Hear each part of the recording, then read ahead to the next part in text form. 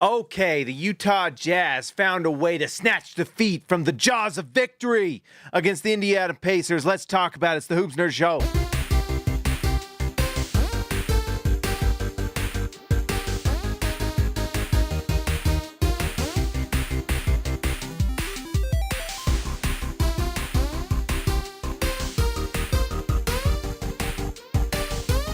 All right, guys. Really nice win for the Indiana Pacers. Very effective loss for the Utah Jazz as they continue their path towards Cooper Flagg and a bright, bright future for basketball in Utah. Much brighter than it is in Dallas right now, and honestly, much brighter than it is in LA. But anyways, Utah comes into this one. They play their full starting lineup. They were up for a lot of this game, and it really, for the most part, looked like Utah was going to win this game. On the playback, we were talking about it. By the way, if you want to watch live with me, I watch every game live with everyone on our playback channel.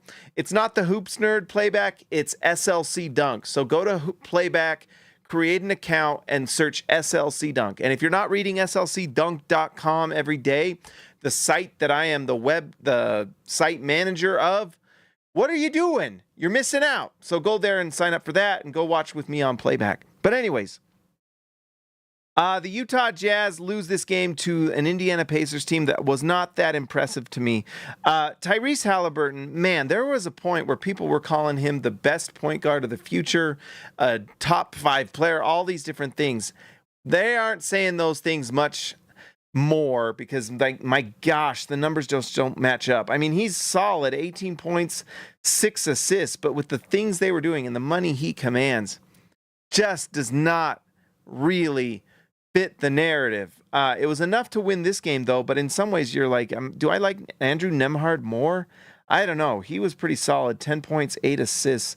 And then Thomas Bryant played well enough. It was just enough to get this win for the Indiana Pacers. Another player that just doesn't seem to impact the game like you would think is Pascal Siakam. This team of Pacers players is honestly such a team of just empty calories to me. They do not have a very good defense. They don't score at an efficient enough level to win the game. I mean, honestly, the most important player was Aaron Nesmith. He is the reason the Pacers were able to win this game. Look at that, plus 10 to lead the Pacers. Some of that is probably by design by the Utah Jazz, who let their bench kind of give this one away. Jordan Clarkson had the worst plus minus of anyone. But anyways, Nesmith and Obi Toppin played good enough to beat the Jazz tonight, and thank goodness, because it keeps Utah close to Cooper Flagg.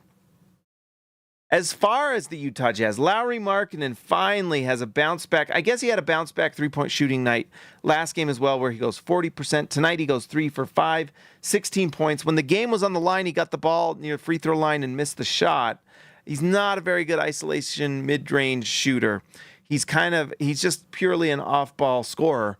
And that's good enough sometimes if you have a superstar on your team, something the Utah Jazz do not have.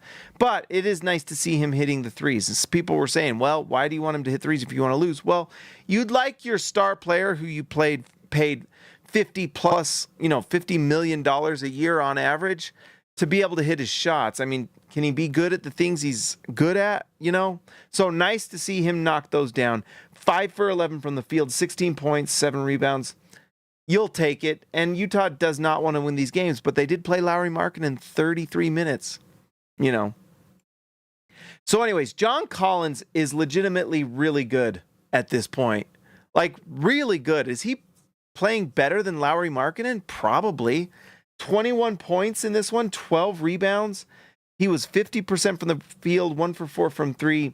John Collins is just really good.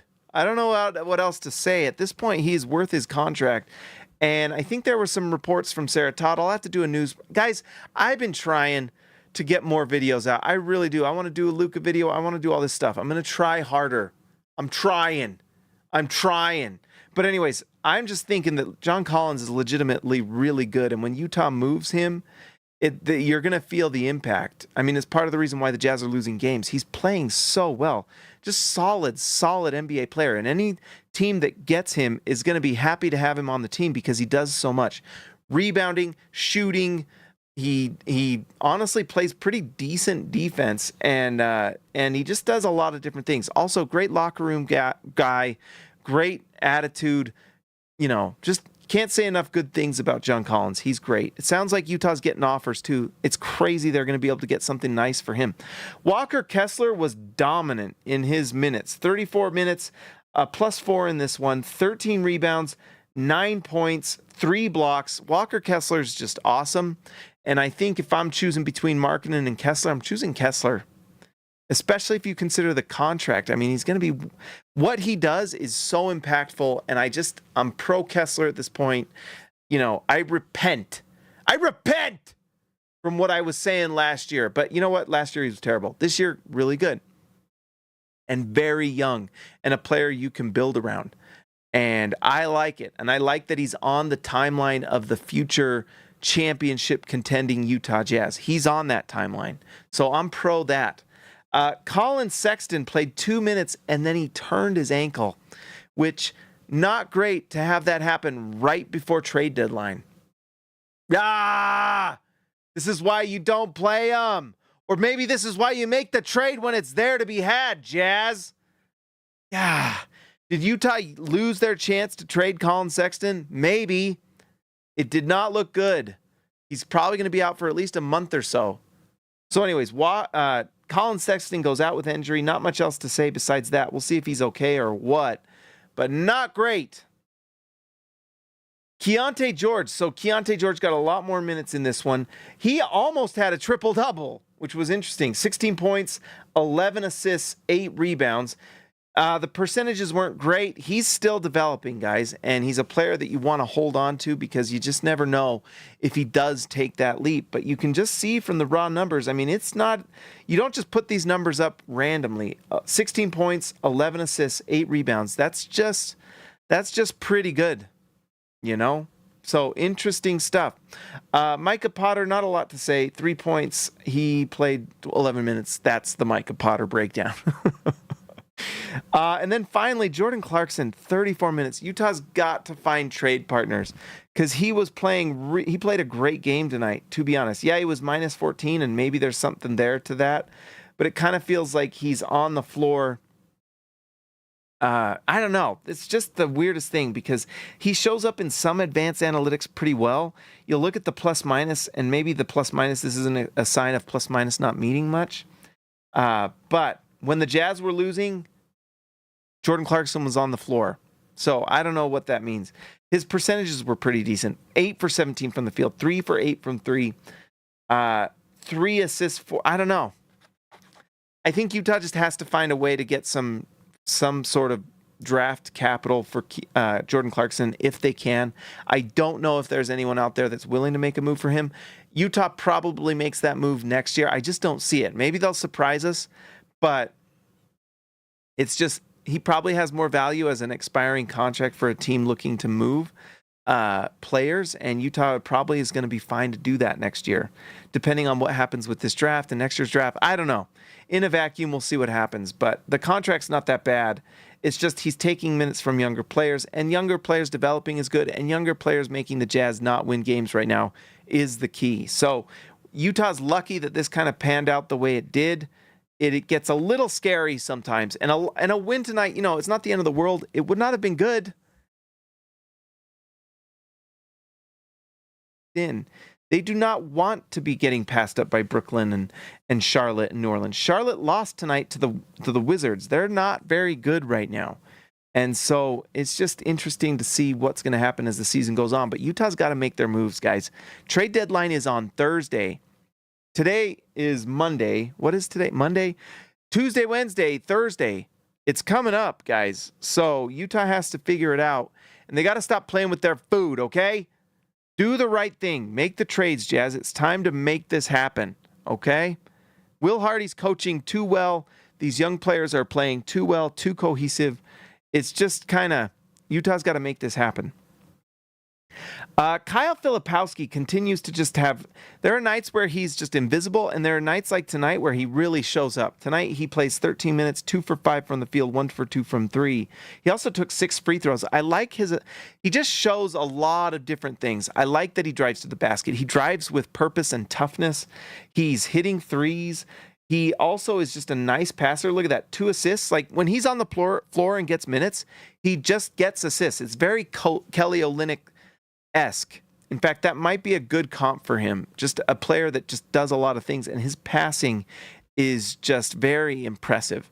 So nice to see Kyle Filipowski continue to just develop. And then Bryce Sensabaugh, he went in. I felt like it was a little bit of a tank commander move because there's some things that he just is not doing super well, although at the same time, 4 rebounds, 3 assists, 1 steal. Not too bad. So who knows? It would be nice to see a Jordan Clarkson trade to see these young players get those minutes, though, because Utah needs to lose these games and let these guys develop. At some point, you got to see what you got, and at the end of the season, you'll know pretty well if you actually play them. And, I know there's some people out there that, there's some clips out there from other podcasts talking about, like, if a guy is this, then that's probably what he is. And if a guy is that, then this. You know what? I believe in coaching. I just do. And I think there's some players that can be coached. Now, some players, maybe not. But I do think there's some players that improve year after year, and you have to see. And some of them start off at a certain point and just get better. So, I don't know. We'll see. I think that's for the most part it tonight, guys. Sorry for the shorter show, but I did want to just mention, like, Utah really has a great opportunity here, and it's nice to see what happens. Utah has, in fact, let's just go to Utah Jazz schedule right here. So Utah plays the Warriors on Wednesday, and then Friday will be post-trade deadline. It's looking like Luka Doncic makes his debut against revenge game Jalen Hood-Schifino. By the way, we'll get a chance to see Jalen Hood-Schifino soon. But Utah needs to lose this game against the Warriors, and they need a successful trade deadline. It's got to happen. They've got to make this happen. Trade deadline is vital for this team. The 3 veterans that are probably, and nope, not probably, are being looked at the most: Jordan Clarkson, Colin Sexton, John Collins. The Colin Sexton injury sucks. Because I don't know if, and although maybe there's a team out there that that isn't worried, but I mean, if someone is out there trading for Colin Sexton, it's usually to bolster their roster for the end of the season and into the playoffs. And so to see Colin Sexton go down with an ankle turn, not great, Bob, not great. But anyways, I would not be surprised if we see a John Collins trade. I would be surprised if we don't. There's got to be teams out there interested. At the very least, we know teams like the Sacramento Kings are interested, and there are multiple teams looking at what Utah has. They're good players. These are good, solid NBA players, and Utah needs to move them. They've got to make decisions based off of the long-term plan. Eyes on the prize, guys. Eyes on the prize. Let's get this Cooper Flagg on the Jazz. Let's think about what we want to do long term, because you know what? It's like Woody. Well, no. That was going to be a dumb metaphor. Utah just has to think what's good for this year and next year. And you know what's good for this year? Cooper Flagg. And AJ DeBonsa or Cam Boozer next year is really good team management. And if you can somehow pull that off, if you can somehow pull off a Cooper Flagg addition, and then you look at some of the picks the Jazz have later on, the 2027 Lakers pick is now a little more interesting. Maybe not as good. Maybe just as good. I'm not in the camp of thinking that Luka Doncic to the Lakers is all of a sudden this championship contender. I think, you know what? Show it to me. Stop eating the donuts and crushing taquitos while you're playing Overwatch. You know what I mean? But anyways, even if the 27 Laker pick doesn't really turn anything, it doesn't matter, because Utah just got a 2031 Suns pick. If Utah can do the things now that they need to, then they can turn into the Oklahoma City Thunder and absolutely can become a championship contender. But they need some luck, and they need to stick with the plan. Getting Cooper Flagg is massive for this team. And then if you can somehow make the moves that can give you a chance at AJ DeBonsa, and if you win one of these 2 drafts and get a top 5 pick with the other, you're good to go. Okay? And then as you grow, after next season is when you absolutely start making hay with what you have, because Utah will have cap space after next season, and a lot of it, and you can build around your young stars that you've been drafting. But you have to do the work now. You cannot jump the shark too soon, okay? Do the right thing now so that you can make hay later. Free agency is not the way Utah is going to get a superstar. It's not the way anyone gets a superstar these days. Not even the Lakers of Los Angeles. They didn't get Luka Doncic in free agency. They had to get him through trade, right? And that's the Lakers. So if that's how the Lakers get their trade, like that's how they did the last two. AD from the Pelicans and Luka Doncic from the Mavericks. If it takes a trade for the Lakers, then what does that mean for the Utah Jazz? By the way, watch the Miami Heat. My favorite scenario ever is that Luka Doncic leaves the Lakers in free agency and goes to Miami, because apparently Luka loves Miami. But he also apparently likes LA, and so maybe he just stays there, eats donuts, and gives the Jazz a good pick. But Utah is not going to get a superstar in free agency, but that does not mean you can't get good players in free agency. Don't forget the Houston Rockets, who are absolutely killing it this year, got their top 5 picks, 2-3 drafts in a row, and then used free agency to go out and get Fred VanVleet and Dylan Brooks. And they filled in the blanks that way. Utah can do the exact same thing. Go get Cooper Flagg, go get Dylan Harper, go get Ace Bailey, whatever. Go get AJ DeBonsa, go get Cam Boozer, whatever. But then after that's done, then use the cap space to get those veterans that fill in the blanks. You know? It's how you're going to build this team. You can go out and get those players that are available. There's not always a ton, but guess what? You can get nice role players on that open market through free agency. That's how it works. Free agency at this point is not a superstar. It's not a viable way of getting superstars. It's just not. Unless LeBron James decides he wants to go to your team because he can film a Space Jam movie, you're not getting a superstar that way. But you can use free agency to fill in the gaps. But that's after you've drafted your stars. And then think about this. If after next season, Utah, in fact, maybe we'll bring it up. And this is what we'll talk about tonight, because this is the important stuff. Let's pull this up. Is it Fanspo? Oh my gosh, look at the good stuff by the SLC Dunk team, by the way. But let's pull this up and bring this over. This is the Fanspo site. They're usually pretty good. I also like Spot Track a lot. But here's the Utah Jazz. So in 2025, we're getting, let's see. It doesn't show our pick because it's owed to Oklahoma City, but it's top 10 protected, so we keep that.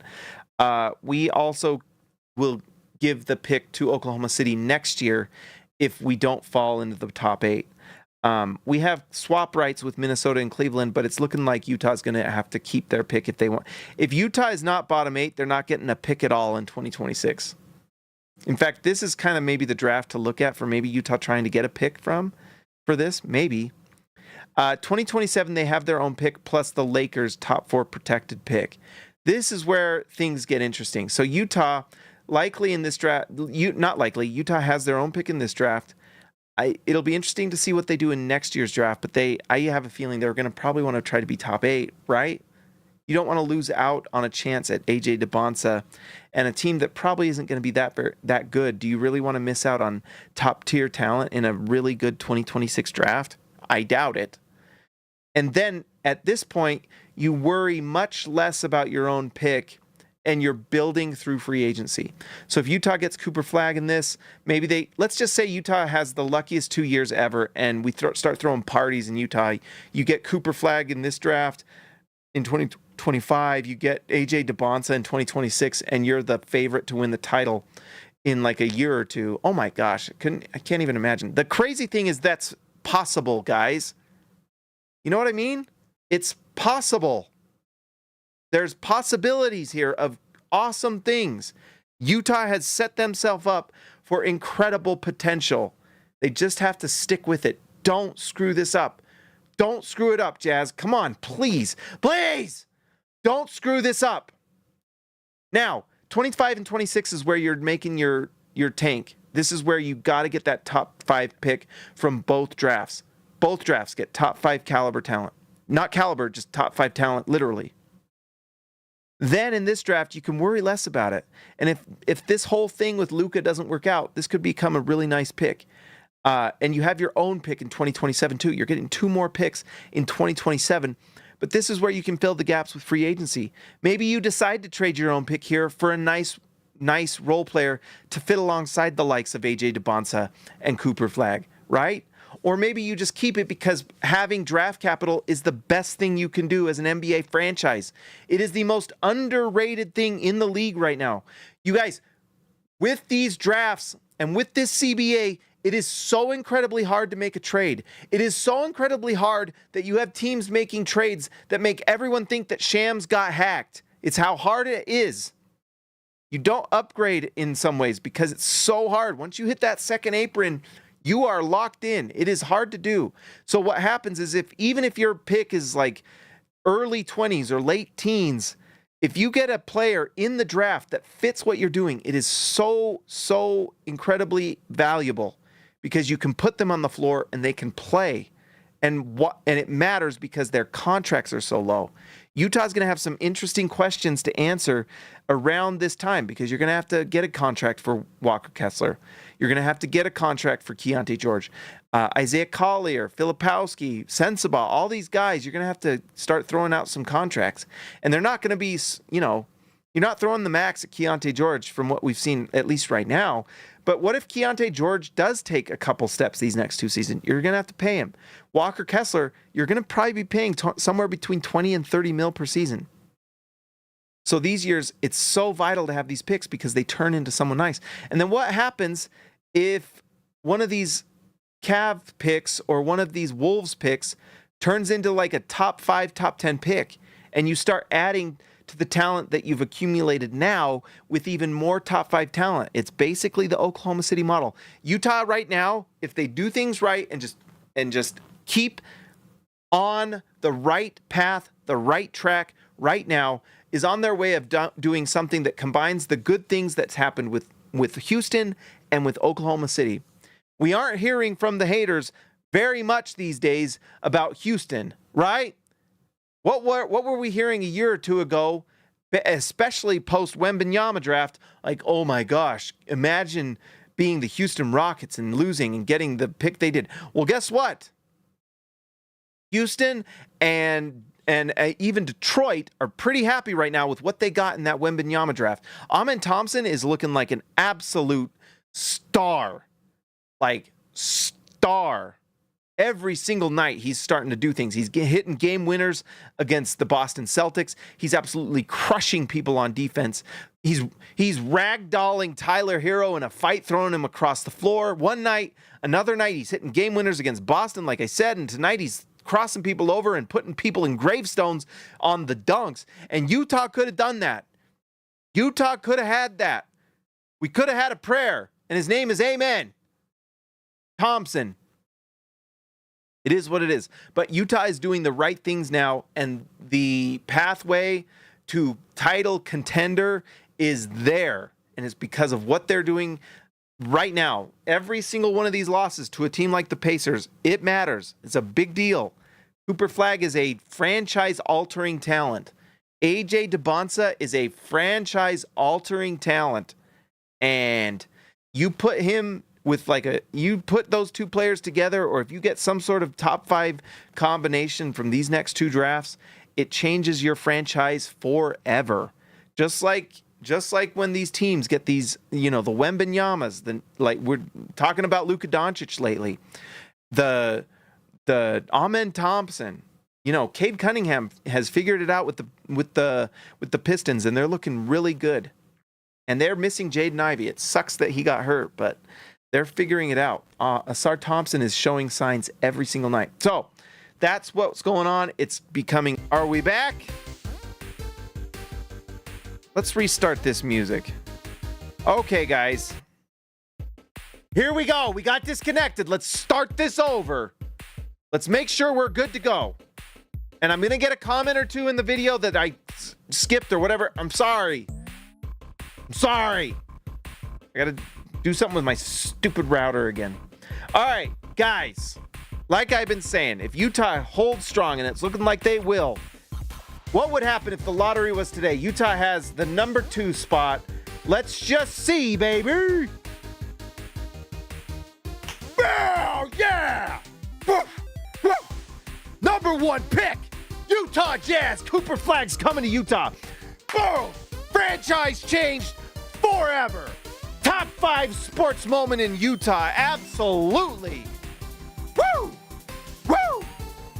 Cooper Flagg in a Jazz jersey. All worth it. Haters be danged. Utah's getting a superstar, baby. Woo! Top 5. There we go, baby. All right. Oh, that'll get your heart pumping, baby. All right, Cooper Flagg is in Utah. Woo! Yes. I love that feeling. All right, guys. I got to refresh this really quick just to make sure that we're fully up to date. That's what makes me so happy, dude. Shout out to new member, Munir. Welcome, my man. All right, let's give a shout out to all our All-Stars. These are the ones that make it happen every day. Thank you to everyone who supports the channel. Let's give a shout out to our All-Stars and to all our members. A big thank you, but especially to our All-Stars. A shout out to Dirty Jazz Car Wash Channel. I believe in Steve Jazz Exile, and I believe in the Jazz getting Cooper Flagg. Ryan Edward Perry, the legend. Baby Elliott Matson, see ya, Alexa later. Christian House Money the Haas. Jordan the Goat Best Roll. Austin our Grant Editor Extraordinaire. KG10 to TH5. And Patrick Akubo, the Connoisseur. Guys, we got a star in Utah. Let me know, who should we draft with the number 1 overall pick? I would say it should be Mr. Cooper Flagg, the main event, coming to Utah. All right, guys, like the video, subscribe to the channel, and if you'd like to support, make sure you hit join. I would really appreciate it. I will talk to you next time, hopefully tomorrow.